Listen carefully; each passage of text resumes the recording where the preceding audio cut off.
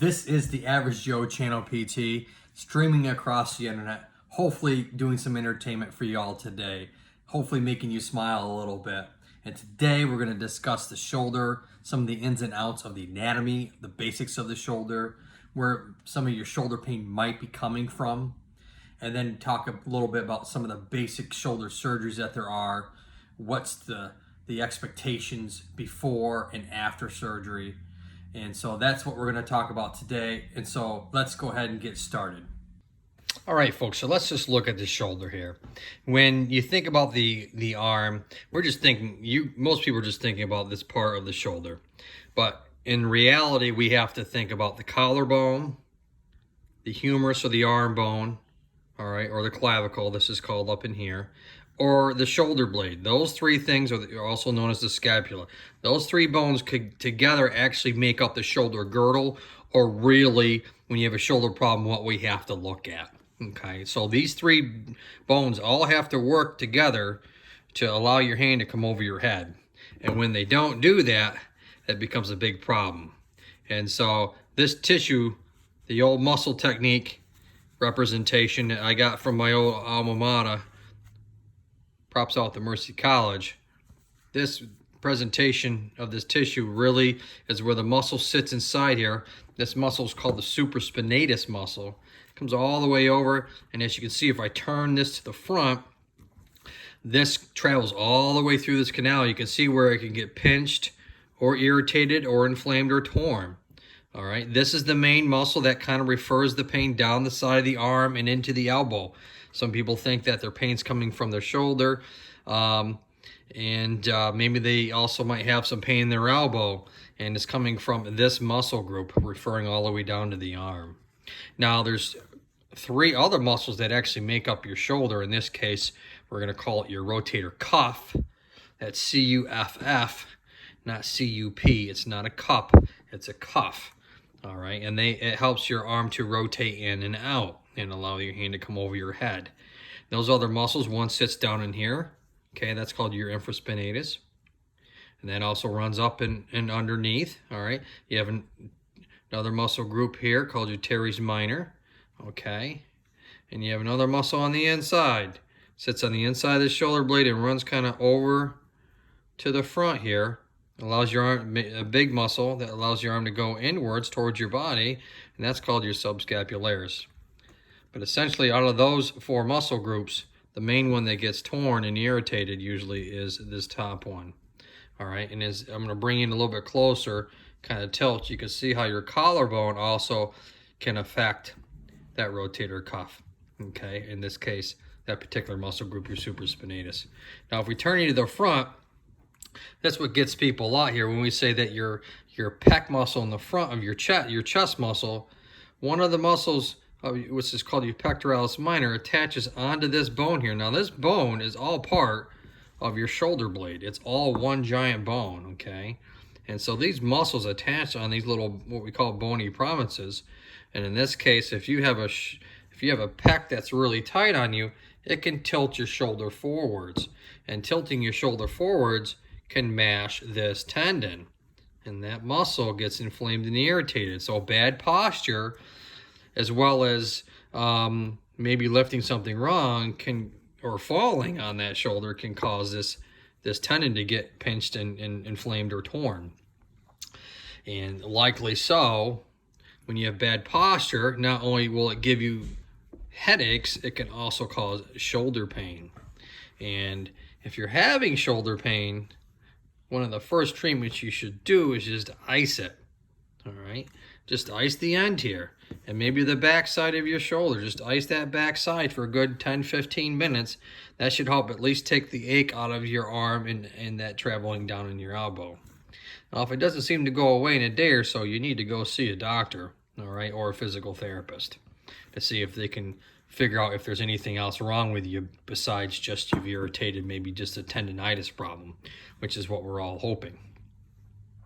All right, so that's the basics of if you have shoulder pain, what muscle's probably doing it, all right, and what you can do to help reduce it, which is ice and resting, all right, and trying to stay away from lifting things. All right, don't baby it, because you don't want to make it You don't want it to get too stiff and tight on you, but you also don't want to keep that tendon that crosses over the supraspinatus tendon to keep getting inflamed. And so that's the main thing for the shoulder. Now, if we go on and talk about surgical approaches, now let's say you torn this muscle and your arm is killing you, and the orthopedic surgeon says, hey, you need to have shoulder surgery. And most of the times, not all the time, but what they do, all right, if they might have to fix this tendon. Now, at the end of this tendon, there's a junction there, and they might have to sew this back on. Hopefully you didn't completely tear it off the bone. It's just torn, and so they can kind of sew it back together. Now, when they sew it back together, they tend to do a few other things so that it doesn't compromise or cause this problem again. What they'll do a lot of times is they'll come back on. Now, remember, this whole piece there I'm holding on to is a shoulder blade. Now, they might come all the way up here, and they might shave underneath this bone, okay? This bone here is called the acromion. Don't get hung up on all the names, but this is what that is. And they'll shave that, okay? As well as they'll shave this part of the clavicle or collarbone, all right? They'll shave that piece off, all right? They will cut this ligament, okay? And so what that does is it frees up all that supraspinatus tendon so it doesn't get pinched again. All right, so that's what they'll do. As well as they'll go in there, maybe they'll clean up any cartilage tear. All right, they might have also seen in there too. So that's the basics of a rotator cuff. In this case, your supraspinatus tendon is torn, and that's the basic surgery that they will do to try and repair it, as well as keep it from having another tear again. All right, so let's go ahead and we will now talk about some exercises that you might want to do for this. If all you've done is inflamed it, you didn't tear it or anything like that. So one of the basic exercises is just...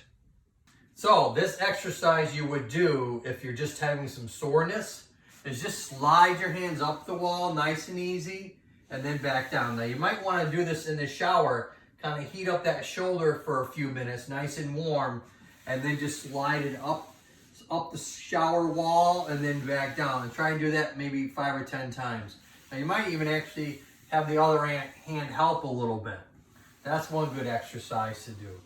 The other exercise to do is just come over, and if it's the left arm, just kind of swing it a little bit. All right, these are called pendulum exercises. We just kind of gently let the weight of your arm hang down and let the whole body kind of just move it so it doesn't get stiff and sore on you. So that's 2 exercises I would recommend if you're just having some shoulder soreness. Now this is no surgical. If you're having surgical, we can talk about that in another video. This is just if you're having some shoulder pain. All right, so let's go ahead. We're gonna talk about at the end what some other exercises and other treatments you might want to do. Okay. All right, let's talk about some other exercises or some stretches you can do. Now, most times than not, when you hurt your shoulder, it's usually a stretch injury. And so you should allow that tissue to kind of shorten up. All right, if we're looking at the muscles around the shoulder, they need to shorten up because there was a stretch injury to begin with. So you should have some stiffness and tightness. Obviously, the first 72 hours, you always want to ice it. And then afterwards, you can try some heat like I showed you earlier, getting in the shower and getting that motion, regaining that. And then you might want to start stretching it a little bit. Now, one of the basic exercises you can do is just come across your body, all right, and just kind of come back like that and get a nice stretch. Now, if it seems like you start getting some pinching pain in that shoulder, back off, because that means that you're probably pinching that tendon a little bit, all right? Never want to hike your shoulder up. Just kind of keep your shoulder nice and relaxed down as you bring your elbow across your body. That's a nice stretch to do. Another nice stretch to do is just to try and bring your arm straight out in front of you. Okay, I'll give you a nice little side view. All right, and then come back and relax. You always want to hold the stretch somewhere between 30 seconds to a minute. Okay, holding a stretch for a minute, and when we look at what tissue does, is the maximum length that the tissue will be able to pull before you could possibly tear it, is just to get that about a minute. Okay, and then you only need to do it once or twice. So that's a couple basic stretches you can do. Now, if this seems to be going on for a couple weeks, you need to follow up with either a physical therapist or your physician and have them come in and make sure you haven't done anything other than just a strain or a sprain to the tendons. All right, so that's about it for this episode for the basic shoulder. I'd love to see you guys subscribe and give some comments down below. I can go into more detail in regards to some of these shoulder type surgeries and some of the precautions afterwards and protocols and what to expect before and after in regards to physical therapy, so I can take some of the anxiety and stress and nervousness out of it. But until next time, I want you to guys keep up and keep smiling.